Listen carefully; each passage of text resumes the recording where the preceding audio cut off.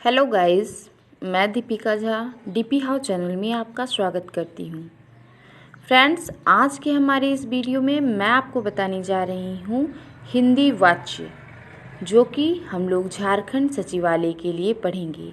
आप सबको पता है कि झारखंड सचिवालय का एग्ज़ाम 21 अगस्त समझना को है, इसे रटना नहीं है। वाच्य का मतलब क्या होता है? वाच्य का मतलब होता है, इंग्लिश में इसे वॉइस कहते हैं। ओके फ्रेंड्स, यहाँ पर देखिए कुछ उदाहरण दिए गए हैं। मोहन पुस्तक पढ़ता है, मोहन से पुस्तक पढ़ी जाती है। सोहन फल खाता है, सोहन से फल खाया जाता है। वह नहीं लिखता है, उससे लिखा नहीं जाता। तो आप यहाँ पर कुछ उदाहरण देख रहे हैं। इन वाक्यों में जो पढ़ता है, खाता है, लिखता है, पढ़ी जाती है, जाता है और लिखा नहीं जाता है, ये सब जो हैं ये क्रिया के विभिन्न रूप हैं। क्रिया के विभिन्न रूप हैं और यह विधान जो है व्याकरण में वाच्य कहलाता है। क्या कहलाता है? वाच्य।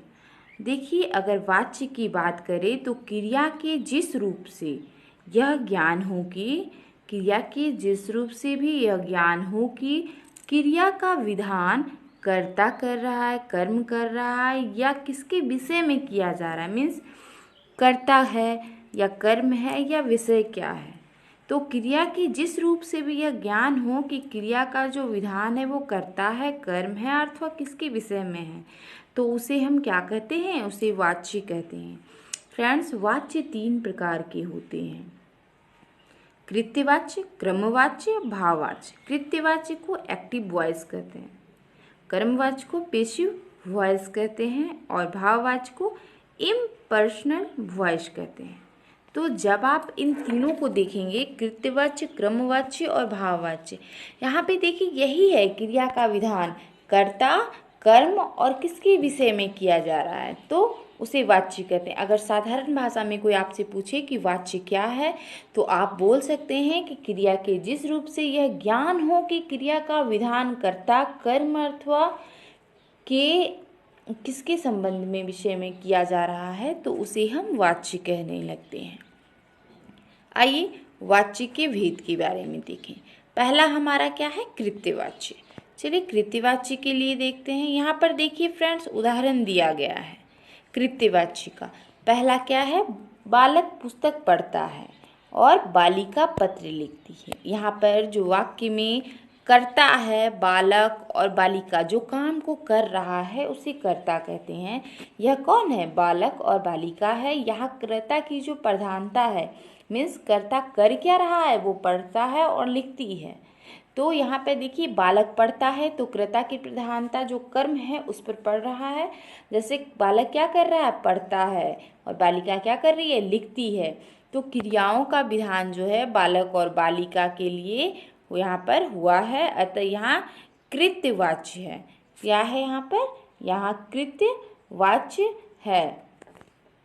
साथ ही देखिए फ्रेंड्स, आगे मैं आपको बताने जा रही हूँ, जहाँ क्रिया का संबंध कर्ता से हो, जहाँ भी क्रिया का संबंध कर्ता से हो, मतलब वो क्या काम को कर रहा है, वहाँ क्या होता है? कृत्यवाच्य। अगर कहीं भी आप देख रहे हो कि कोई भी काम करने वाला क्या काम कर रहा है, मतलब जैसे अगर पढ़ रहा है, लिख रहा है, तो अगर कोई बालक बालिका कर रही है, तो जब दोनों में संबंध हो तो उसे हम लोग कृत्यवाच्य कहते हैं। जैसे बालक पढ़ता है, बालिका लिखती है, तो यहाँ पे देखिए कर्ता का क्रिया से संबंध है, और जब भी कर्ता का क्रिया से संबंध होता है तो उसे हम कृत्यवाच्य कहते हैं। क्रमवाच्य के बारे में देखते हैं। क्रमवाच्य क्या होता है?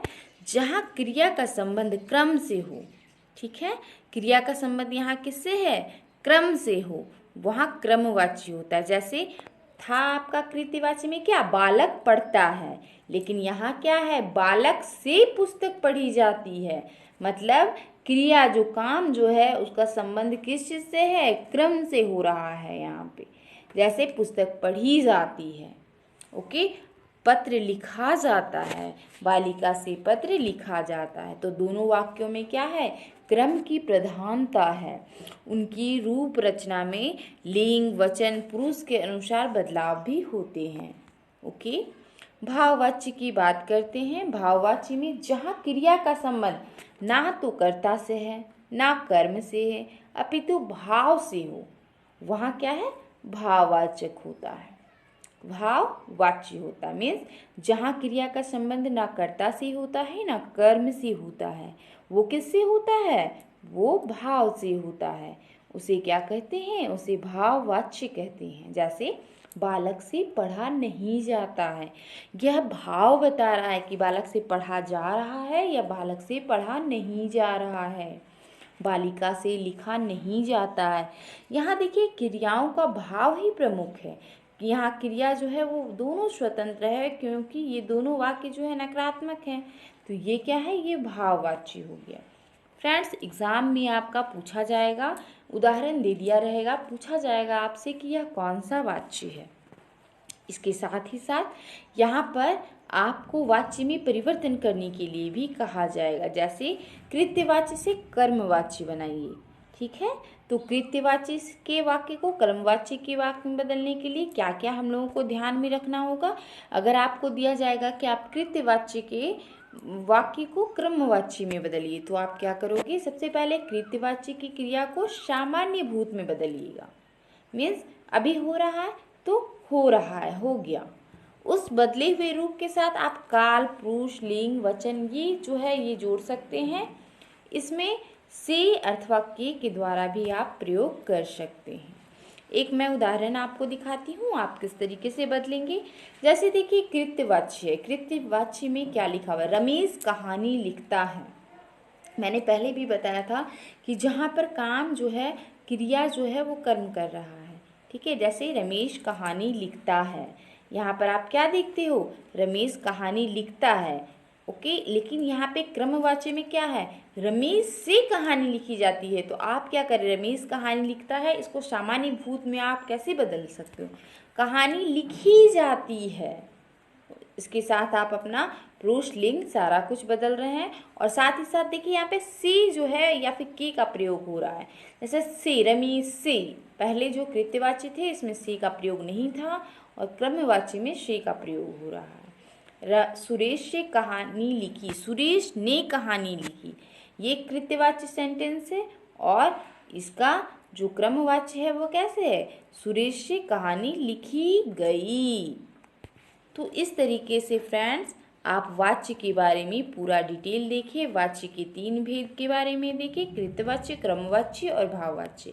अगर इस वाच्य को आप अच्छी तरीके से पढ़ें, और आपका एग्जाम में ये क्या पूछ सकता है, सेंटेंस दे देगा कौन सा वाच्य है बताएं, या फिर कृत्यवाच्य से कर्मवाच्य में बदलिए। तो फ्रेंड्स इस तरीके के क्वेश्चंस के लिए आपका इम्पॉर्टेंट है कि आप थोड़ा सा फोकस करें इन चीज़ों पे, ताकि आप क्लियर कर सकें। ओके, तो आप 1-2 बार इसे रिवाइज कीजिए, ये ज़्यादा मुश्किल नहीं है और आप एग्ज़ाम में से अच्छे से कर पाओगे। धन्यवाद।